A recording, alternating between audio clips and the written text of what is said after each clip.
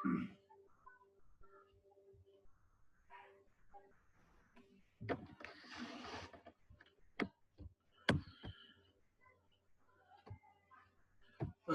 so let's start now. Two of six people. All. Okay. Wait कर लेता हूँ फिर एंट्री तो फिर करता हूँ.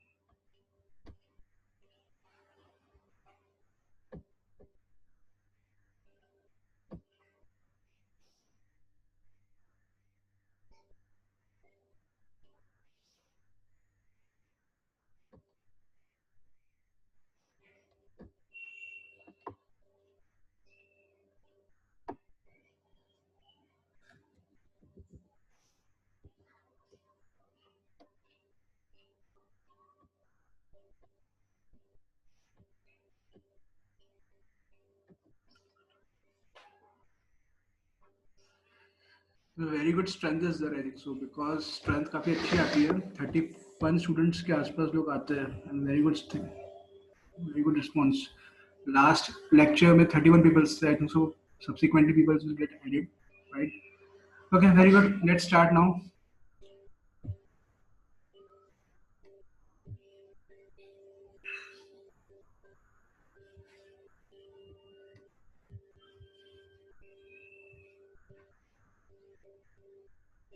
Okay, let's start.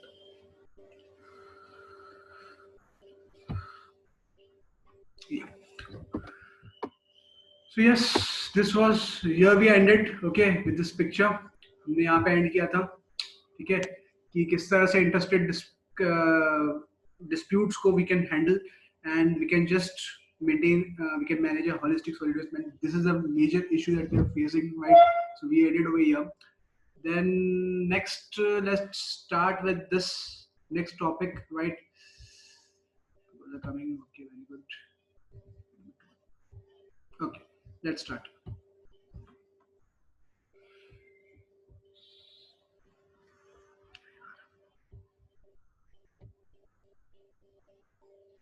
Let's start.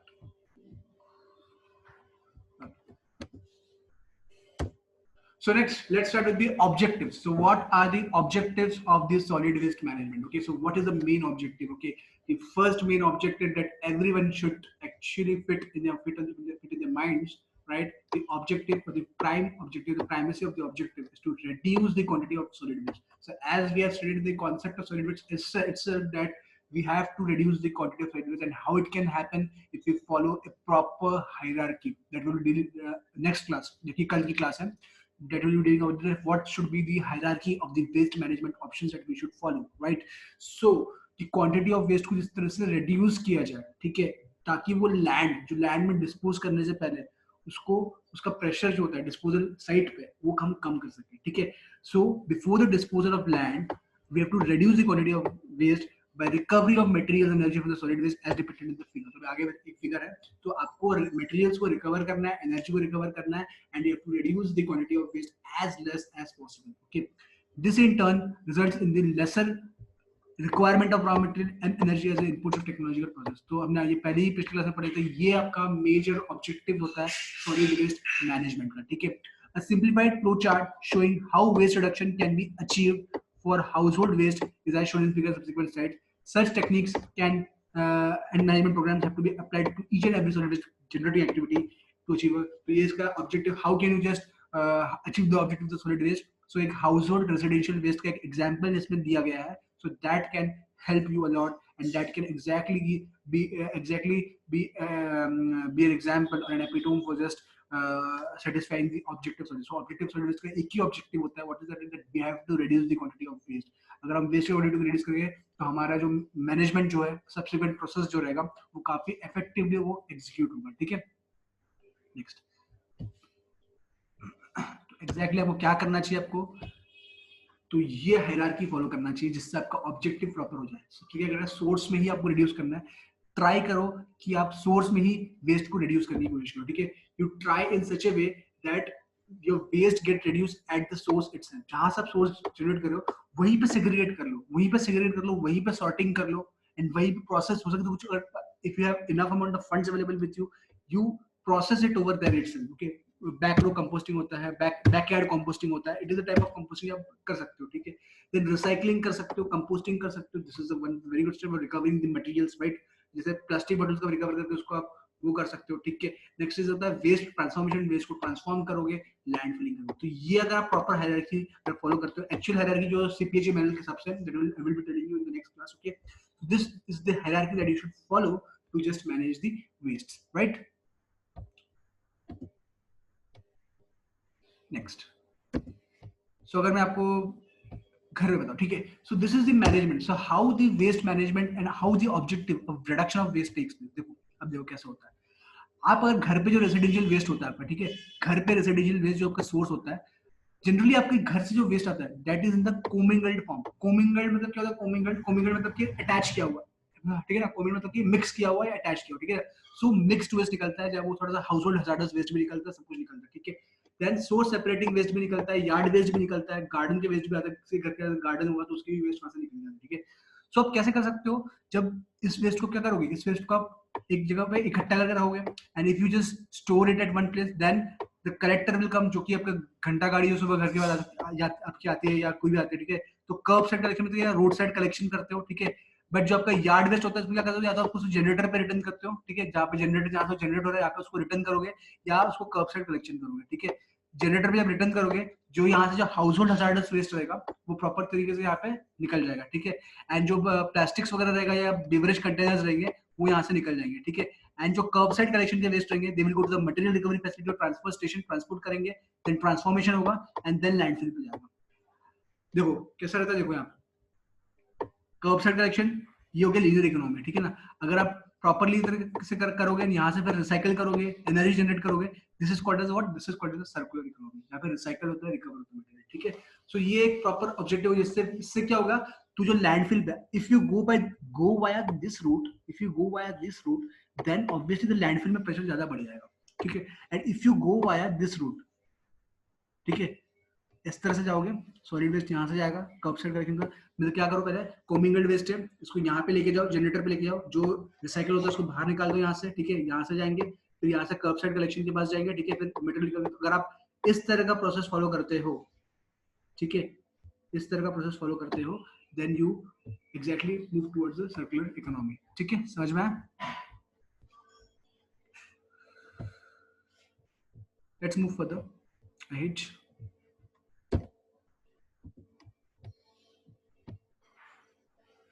Okay. Principles of solid waste management. Everybody you know what are the principles of the दो principal होता है, ठीक है. एक तो होता है वेस्ट का रिडक्शन करवाना है, यानी effective waste management after reduction, okay.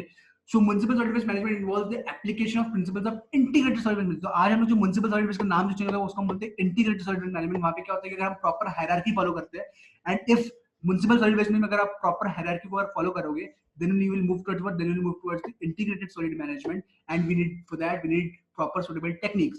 And for that the major principles that are involved in this is that waste reduction to take place, की waste reduction होना चाहिए, and effective management of waste reduction. मतलब कि अगर waste को reduce कर रहे हैं तो उसके बाद अगर management अगर effective नहीं रहेगा तो फिर proper तरीके से कुछ हो नहीं सकता, ठीक है ना.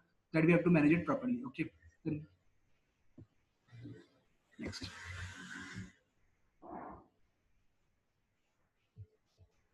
वेस्ट रिडक्शन, ठीक है. It is well recognised that sustainable development अगर हमको करना है तब भी अचीव कर सकते हैं if we follow a particular एक चीज हम बोलते हैं मोर विथ लेस, ठीक है ना. कम चीजों में ज्यादा से ज्यादा आप सेटिस्फाई करने की कोशिश करो. That is more good in service with less use of world resources. World resources को कम से कम यूज करो and you generate more goods, okay. And less pollution waste. Pollution waste कम होना चाहिए, मोर लेस रिसोर्सेज को लेस यूज करना चाहिए, और मोर गुड्स आप benefits of society को बताता हूं, ठीक है. Production as well as product changes have been introduced in the many countries using internal recycling of materials, on-site energy recovery. ये करके हम लोग क्या करते हैं, हम रिसाइकल करते हैं, इट इज सॉलिड वेस्ट में. तो इससे क्या करते हैं, वेस्ट रिडक्शन, ठीक है. वेस्ट रिडक्शन के बारे में हम अच्छे से पढ़ेंगे बाद में, यूनिट नंबर 2 में इसके बारे में आएगा, तो हम उसको डिटेल में पढ़ेंगे कि वेस्ट रिडक्शन कैसे किया जा सकता है, उसके प्रोसेसेस क्या होते हैं, क्या मेथड्स होते हैं. Will study in the next classes, right, जो आने वाले क्लासेस में, ठीक है. तो ये अगर आपके दिमाग में अगर ऐसा एक अगर इमेज फिट हो जाएगा तो इसको आप वेस्ट रिडक्शन के बारे में आप इजीली देख सकते हो, ठीक है. तो ये दो इमेज आप देख सकते हो, ठीक है.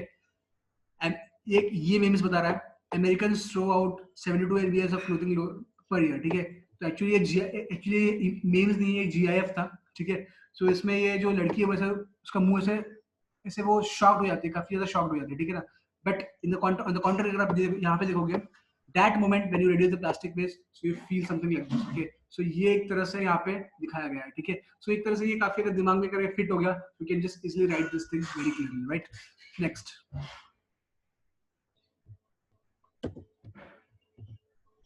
सो sustainable development goals.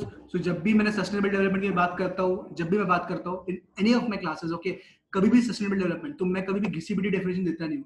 When I taught SG to my students of second year students, so you can just ask them, when I taught sustainable development, so it dedicated took me 2 से 3 classes, उससे भी ज्यादा 2 से 3 classes लगा था, 3 classes लगा था मुझे पढ़ाने के लिए, ठीक है। तो अभी तो मैं इसमें पूरा डिटेल में नहीं पढ़ाऊंगा sustainable development goals. There are, याद रखना, सबको पता होना चाहिए, 17 सस्टेनेबल डेवलपमेंट गोल होते हैं, and everything we have to satisfy, okay, no poverty, no hunger, good health, well-being, सब पढ़ लेना देखो क्या है, ठीक है ना।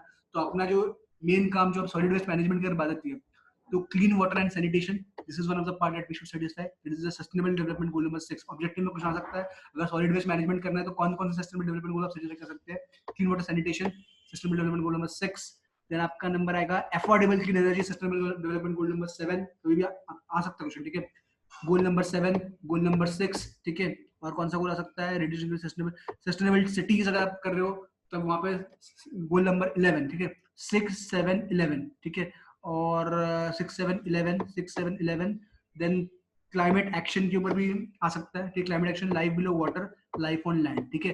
तो इस तरह से 6, 7, 11, 12, 13, 14, ठीक है। तो इस तरह 13, 14, 15, ठीक है। सो इतने सस्टेनेबल डेवलपमेंट गोल्स जो होते हैं, तो आपका जो जनरली होता है ये आपका सेटिस्फाई करना चाहिए, ठीक है। तो ये आपका सस्टेनेबल डेवलपमेंट गोल नंबर इतने 7, 4-5 गोल्स है। इवन आपका गुड हेल्थ वेलबींग भी जो है, ये भी आपका सस्टेनेबल डेवलपमेंट गोल्स, ये भी सॉलिड वेस्ट मैनेजमेंट में इनकम्पास करता है। कौन सा good health wellbeing, clean water sanitation, affordable clean energy, sustainable cities, then climate action, life below water, life on land, so all are related to solid waste management, ठीक है ना। समझ में आया आपको? So next,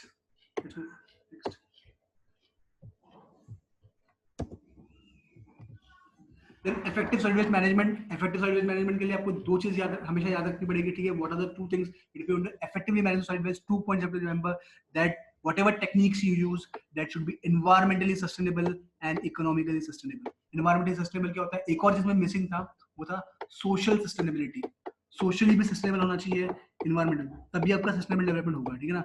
अगर सोशल फॉर्म में, environmental form में, तो ये 3 पिलर्स होता है सस्टेनेबल डेवलपमेंट का, ठीक है ना। तो इन्वायरमेंटली सस्टेनेबल होना चाहिए, सोशली सस्टेनेबल भी होना चाहिए, और इकोनॉमिकली सस्टेनेबल भी होना चाहिए, ठीक है।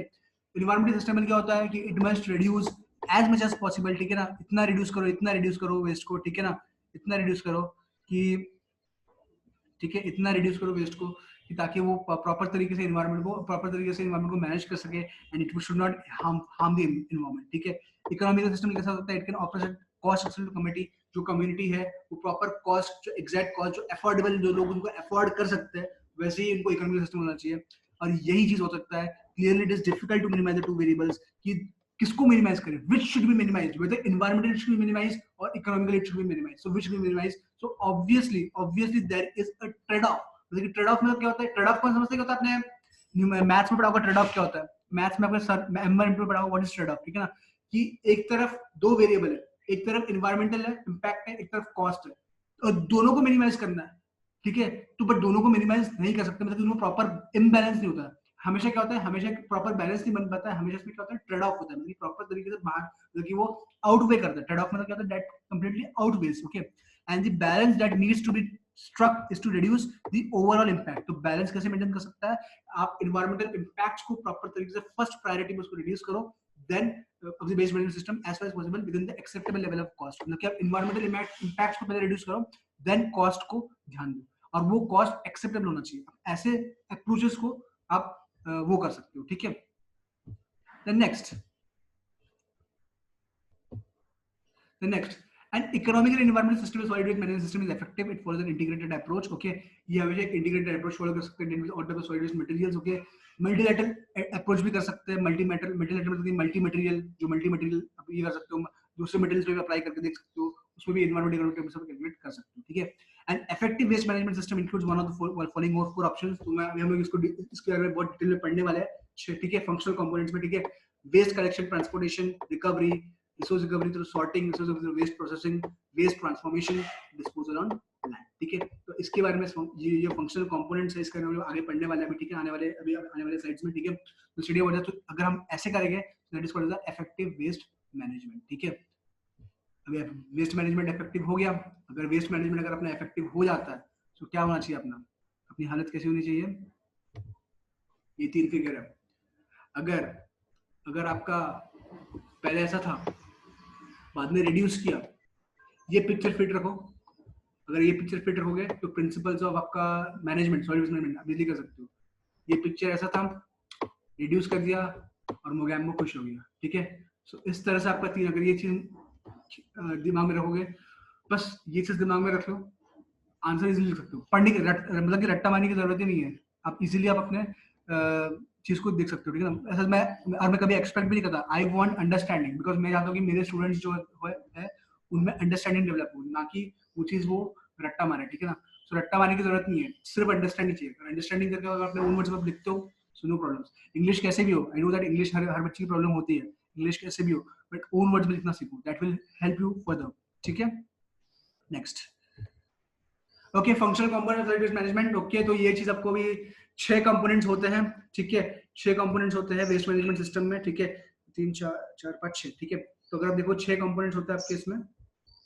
सो these are the functional components, very very important questions. Okay, अगर ये यूनिवर्सिटी में अगर ये इस यूनिट से क्वेश्चन अगर आ सकता है तो इसमें से ये चीज एक क्वेश्चन, बहुत अच्छा क्वेश्चन बन सकता है। Very important question, this is very important for university level. Okay, जो भी कोई भी पेपर सेट करे, पता नहीं कोई भी सेट कर सकता है। ठीक है, अगर सेट करेगा तो डेफिनेटली क्वेश्चन डालना ही चाहिए उसमें। ठीक है, ये मैंने तो मैं करूंगा, मैं तो ऑब्वियसली डालूंगा। ठीक है, this is very very important question for university level. ठीक है, सो कैसा है कि वेस्ट जनरेशन, ठीक है, बहुत इंपॉर्टेंट क्वेश्चन है। क्या क्या कंपोनेंट्स है? पहला था waste generation, then storage, collection, processing, recovery, transfer, transport and then disposal. ठीक है, तो ये आपका एक फ्लो चार्ट होता है। So this is the flow chart. आप याद रखो कि पहले वेस्ट होता है, फिर स्टोरेज करते हैं, फिर कलेक्शन करते हैं, फिर कलेक्शन करते हैं, तो प्रोसेस रिकवरी करो।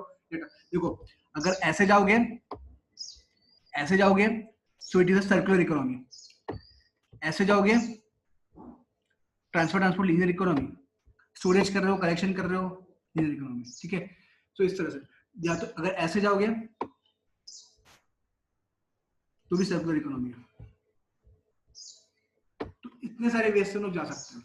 ठीक है, सो ये एक फ्लो चार्ट है। This is the flow chart for the this. तो आई थिंक आपको नाम से समझ में वेस्ट जनरेशन में तो वेस्ट जनरेट होता है, स्टोरेज, कलेक्शन, नाम से समझ में आएगा एग्जैक्टली क्या होना चाहिए। ठीक है, आगे पढ़ते करते मैं ज्यादा डिटेल में समझाऊंगा नहीं, आप खुद ही पढ़ लेना। ठीक है, पहले होता है वेस्ट जनरेशन। पिक्चर में देख सकते हो आप किस तरह से कि आपके घर के पास डस्टबिन रखे रहते हैं, आप वहाँ पे वेस्ट को जनरेट करते हो एंड स्टोर करते हो। ठीक है, तो यहाँ से ये जो प्रॉपर लोकेलिटी यहाँ पे रखी हुई है, इस लोकेलिटी से इतने वेस्ट जनरेट होते हैं। ठीक है, so waste generation क्या होता है? waste generation क्या होता है? waste generation compare activities in which materials are identified no longer of being value। ठीक है ना, मतलब क्या होता है कि वो वैल्यू मतलब कि प्रेजेंट फॉर्म में जो है कि अगर वो उसकी वैल्यू अगर कुछ है नहीं, तो हमें क्या कर सकते हो? जैसे फॉर एग्जांपल पेन खराब हो गया, पेन नहीं चल रहा है, वो यूज एंड थ्रो पेन है, तो हम क्या करते हैं? पेन को फेंक देते हैं, तो उसकी कोई वैल्यू नहीं रहेगी। So it is called the waste generation. ठीक है, then waste generation is at present an activity that is not very controllable. ठीक है, ये अभी कंट्रोल में नहीं की, जैसे पॉपुलेशन बढ़ेगा पर कैपिटा वेस्ट जनरेशन उतना बढ़ता रहेगा। ठीक है, in the future however more control is likely to be exercised over the generation of waste. Okay, तो कंट्रोल लगना चाहिए और हमको क्या करना चाहिए? हम लोगों को रिडक्शन ऑफ वेस्ट जो होता है सोर्स पे कंट्रोल करना चाहिए ताकि हम लोग लिमिटेड क्वांटिटी ऑफ वेस्ट को लैंडफिल तक लेके जा सके। ठीक है, तो ये चीज हमको करना चाहिए। ठीक है, तो that is this is about the waste generation. ठीक है, next part, waste handling, sorting and storage source। ठीक है, the second of the 6 functional component is the waste handling, sorting, storage and processing source। waste को handle कैसे कर सकते हो? waste को handle करने के लिए और sorting करने के लिए क्या करना है आपको? with the management of waste until they are placed in the storage containers। ठीक है, आपको waste को handle कैसे करना है? आपको waste को storage container में पहले इसको place करना पड़ेगा। ठीक है, handling जो होता है आपको क्या है? आपको वो फॉर एग्जांपल handling कैसे करना है? आपने वेस्ट को स्टोर कर लिया, स्टोर को सॉर्ट कर लिया। ठीक है, फिर उसको क्या करना है? आपको फिर हैंडल करना है, तो हैंडल करने के लिए आपको लोडेड कंटेनर में लोड करना पड़ेगा। ठीक है, देन सॉर्टिंग करना है। सॉर्टिंग कैसे कर सकते हैं? ये इंपॉर्टेंट से पता है। जैसे फॉर एग्जांपल आप वेट वेस्ट और ड्राई वेस्ट को अलग कर सकते हो, प्लास्टिक्स को अलग कर सकते हो, फिर जो आपके बॉटल्स होते हैं बॉटल्स उसको अलग कर सकते हो, दैट्स कॉल्ड सॉर्टिंग। ठीक है, for example the best way to separate waste materials for the use and recycling is the source of generation. तो अभी बोला था कि अगर आप सोर्स पे अगर वेस्ट को अगर सेपरेट कर लोगे तो जो आने वाले टाइम में उसको लैंडफिल पे जो लोड होता है वो कम होता है। ठीक है, households are becoming more aware of the importance of separating newspaper, जैसे न्यूज़पेपर और कार्डबोर्ड का separate, bottles, glass, kitchen waste होता है, फेरस सरफेस होता है, तो ये मटेरियल को क्या कर सकते हैं? इन मटेरियल को सॉर्ट आउट कर सकते हैं। राइट, नेक्स्ट नेक्स्ट अगर हम चाहें, on site storage is primary important because of public health concerns. जो ऑन साइट स्टोरेज होता है, ठीक है, ये प्राइमरी इंपॉर्टेंट होता है because of public health concern होता है। तो कैसे ऑन साइट स्टोरेज हम लोग करने से पब्लिक हेल्थ कंसर्न ज्यादा हो जाएगा, ठीक है। अनसाइडली मेकशिफ्ट कंटेनर जो होता है, जो कि ओपन ग्राउंड में स्टोरेज होता है, बहुत अनडिजायरेबल। मेकशिफ्ट ओपन ग्राउंड में अगर डंप कर रहे हैं तो भी वो प्रॉब्लम हो सकता है। The cost of providing storage for waste solid waste at the source is normally borne by household in case of individuals, ठीक है। और processing eight the source is activated by backend component. तो back processing भी कर सकते हो in form of backend composting के तौर पे, ठीक है। फॉर एग्जांपल अगर मैं आपको आगे लेके चलूं, ठीक है, तो देखो ये, ठीक है, देखो ये होता है ओपन डंपिंग और ये होता है क्लोज्ड हैंडलिंग ऑफ स्टोरेज, ठीक है। तो कौन सा बेटर है, ये वाला बेटर है कि ये वाला? तो इससे पब्लिक हेल्थ कंसर्न आपके होते नहीं है, ठीक है ना। ये अगर ओपनली डंप करोगे तो पब्लिक हेल्थ कंसर्न काफी ज्यादा बढ़ जाते हैं, ठीक है। तो ये आपके कलेक्शन मैकेनिज्म होते हैं, ठीक है। नेक्स्ट अगर आप देखोगे तो ये आपका होता है, ये एग्जांपल है बैकयार्ड कंपोस्टिंग। अगर आप बैकयार्ड कंपोस्टिंग अगर करोगे तो ये आपका, आप घर पे ही बैकयार्ड में आप कंपोस्ट कर सकते हो, तो ये आपका प्रोसेसिंग है, ठीक है। Next collection. कलेक्शन एक इंपॉर्टेंट स्टेप होता है, ठीक है। कलेक्शन का functional element of collection includes not only the gathering of solid waste but recycled materials but also to transport this materials, ठीक है ना। तो कलेक्शन का मतलब कलेक्ट करके इनको ट्रांसपोर्ट करना, ठीक है। Where the collection vehicle is emptied in the location में भी मटेरियल्स प्रोसेसिंग। तो प्रोसेसिंग कलेक्शन क्यों करते हैं हम लोग, फंक्शन क्या होता है कि कलेक्शन करना है एक जगह से, आपके रेसिडेंस से जहाँ पे आपने सॉर्टिंग करके रखा है, वो सॉर्टिंग करके उसको कलेक्ट करना है एंड उसको फिर कहाँ लेके आना है, लैंड फिलिंग प्रोसेसिंग साइट पे लेके आना है। तो दैट इज ट्रांसफर। तो एक्चुअली क्या होता है कि ट्रांसपोर्टेशन ट्रांसफर था वो आपका दो बार आता है, ठीक है ना। तो ट्रांसपोर्टेशन एक आता है प्रोसेसिंग सेंटर से निकलने का ट्रांसपोर्टेशन होता है, और एक होता है कलेक्शन सेंटर से निकलने का ट्रांसपोर्टेशन। अगर प्रोसेसिंग फैसिलिटी के आसपास लैंड पे तो भी ट्रांसपोर्टेशन लगता ही है, ठीक है। नेक्स्ट, सो इस तरह से देखो, देखो अगेन ये होता है मुंबई पुणे में इस तरह से आपका कलेक्शन होता है कि ये क्लोज्ड वे में कलेक्शन करके लेके आते हैं इसको, ठीक है। एंड ये आपका ओपन कलेक्शन, तो इससे काफी हेल्थ इंपैक्ट हो सकते हैं, ठीक है। तो इसलिए प्रेफरेबल की ट्रांसपोर्टेशन इस तरह से होना चाहिए, ठीक है। Next, sorting processing and transformation, ये भी एक इंपॉर्टेंट होता है। सॉर्टिंग प्रोसेसिंग एंड ट्रांसफॉर्मेशन, अगर इसमें ये काम हम लोग करते हैं, ये हम लोग जनरली जो मटेरियल रिकवरी फैसिलिटी होती है वहां पे हम लोग करते हैं इसको, ठीक है। Sorting of communal waste usually occurs at the materials recovery facility, transfer stations, combustion facilities. इनके बारे में डिटेल में पढ़ेंगे आने वाले क्लासेस में, ठीक है। Disposal sites, sorting often includes separation of bulky items को सेपरेट कर सकते हैं हम लोग, ठीक है, जो कि स्क्रीन से, वहां पे स्क्रीन होते हैं, मैनुअल सेपरेटर्स होते हैं, वहां से अपन उसको सेपरेट किया जा सकता है। मैं आगे आपको कुछ फिगर्स दिखाऊंगा आपको, तो समझ में आएगा, ठीक है। देन नेक्स्ट आप क्या होता है, वेस्ट प्रोसेसिंग होता है कि वेस्ट प्रोसेसिंग आप कैसे कर सकते हो। वेस्ट प्रोसेसिंग करने के लिए आपको थर्मल प्रोसेस या बायोलॉजिकल प्रोसेस कर सकते हो। फॉर एग्जांपल कंपोस्टिंग कर सकते हो, बायोलॉजिकल प्रोसेस। थर्मल प्रोसेस क्या होता है, इंसिनरेशन। इंसिनरेशन का मतलब होता है कि आप बर्न कर रहे हो, ठीक है ना। इंसिनरेट का मतलब होता है आप बर्न कर रहे हो, ठीक है। वेस्ट ट्रांसफॉर्मेशन कैसे कर सकते हो, ट्रांसफॉर्मेशन कैसे कर सकते हो, मैकेनिकल, या तो आप वेस्ट को श्रेड कर सकते हो, थर्मल कर सकते हो, इंसिनरेशन, या केमिकल मतलब कि इनकैप्सुलेशन, ठीक है। तो ये सारे टेक्निक्स हम लोग बाद में पढ़ेंगे आने वाले क्लासेस में, आने वाले यूनिट्स में, आने वाले टॉपिक्स हम पढ़ेंगे। तो बस अभी इसको थोड़ा याद रखो, ठीक है। नेक्स्ट आपका आता है क्या, सो ये तीन टेक्निक्स है। सो अगर मैं आपको लेफ्ट साइड यहां से स्टार्ट करूं, ठीक है। So this is of the, ये होता है सॉर्टिंग। ये आप क्या कर रहा है, सॉर्टिंग कर रहा है, ठीक है। ये आपको हो रहा है प्रोसेसिंग सेंटर, ये प्रोसेसिंग है, वेस्ट प्रोसेस हो रहा है, ठीक है। एंड ये आपको होता है श्रेडिंग, ठीक है। ये दैट इज होता है ट्रांसफॉर्मेशन, ठीक है। तो ये सॉर्टिंग, ये आपका है प्रोसेसिंग, ये आपका है ट्रांसपोर्टेशन, ठीक है। This is the example of such types, okay. ये मैंने आपको पिक्चर के तरफ बता दिया, ठीक है। Next, transfer and transport. Transfer and transport एक इंपॉर्टेंट स्टेप है। Transfer of the waste from the smaller collection vehicle to the larger transport vehicle and इसको फिर डिस्पोजल सेट पे लेके आना, तो ये आता है ट्रांसपोर्ट एंड ट्रांसफर, ठीक है। सो ये इसका मेन फंक्शन होता है, ठीक है। उसके बाद नेक्स्ट आपका चीज आएगा, नेक्स्ट क्या आएगा, नेक्स्ट लास्ट स्टेप जो होता है फाइनल डिस्पोजल। तो ये इस तरह से ट्रांसपोर्ट किया, तो ये व्हीकल होते हैं, इससे भी छोटे छोटे व्हीकल्स भी होते हैं, तो उसमें कर सकते हैं, ठीक है ना। फिर नेक्स्ट आपका क्या आता है कि फाइनल डिस्पोजल। फाइनल डिस्पोजल में क्या होता है आपका, फाइनल डिस्पोजल में आपका ये होता है कि the functional element in the solid waste management system is disposal is solid waste management is disposal.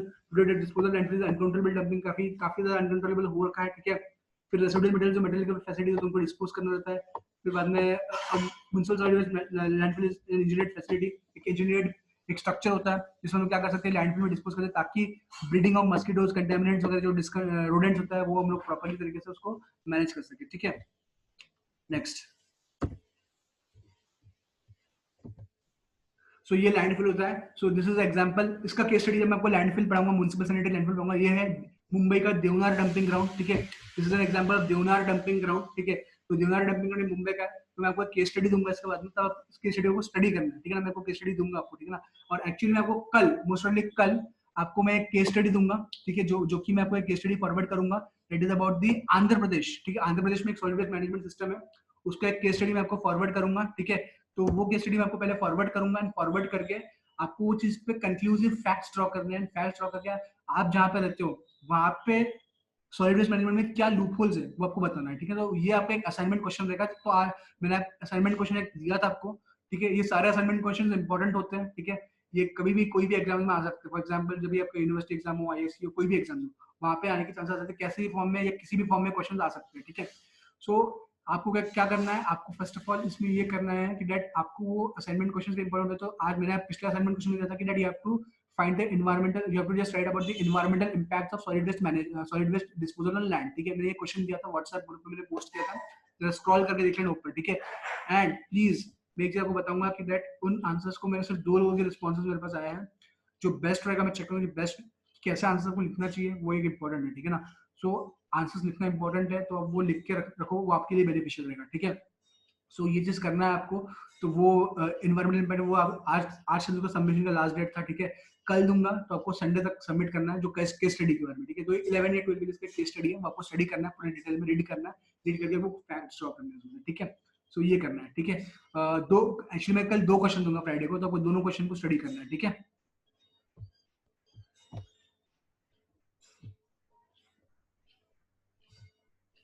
सो अगर आप, if you are happy today about the lecture, ठीक है, अगर सॉलिड वेस्ट मैनेजमेंट प्रॉपर्ली तरीके से हो जाता है, तो आप क्या कर सकते हो, थैंक यू बोलने के स्टाइल्स भी जो होते हैं वो काफी अलग अलग रहते हैं, ठीक है। इस तरह से रहते हैं, देखो, thank you, good sir, thank you very much, इस तरह से बोल सकते हो, thank you, you rock, thank you for attention. मैंने 4 वर्जन रखे, जिस तरह से भी अगर आपको लगा कि ये लेक्चर अच्छा है, you can thank me in any of the versions you want, okay. So here we end over today, यहाँ पे एंड करते हैं इस लेक्चर को। और अटेंडेंस के लिए मोस्ट प्रोबेबली मैं भी एक लिंक फॉरवर्ड करता हूँ चैट बॉक्स में, ठीक है।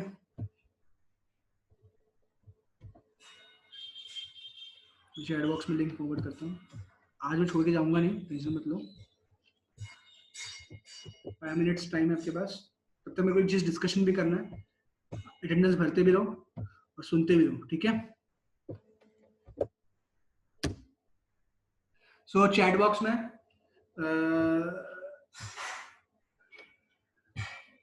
ठीक है, चैट बॉक्स में एक मीटिंग का लिंक आ गया है, तो देख लो, मेरे तो चैट बॉक्स में एक लिंक आया हुआ है अटेंडेंस का, प्लीज वो भर दो, ठीक है। तब तक मैं डिस्कस कर लेता हूँ एक चीज, मैं रिकॉर्डिंग को पहले ऑफ कर देता हूँ।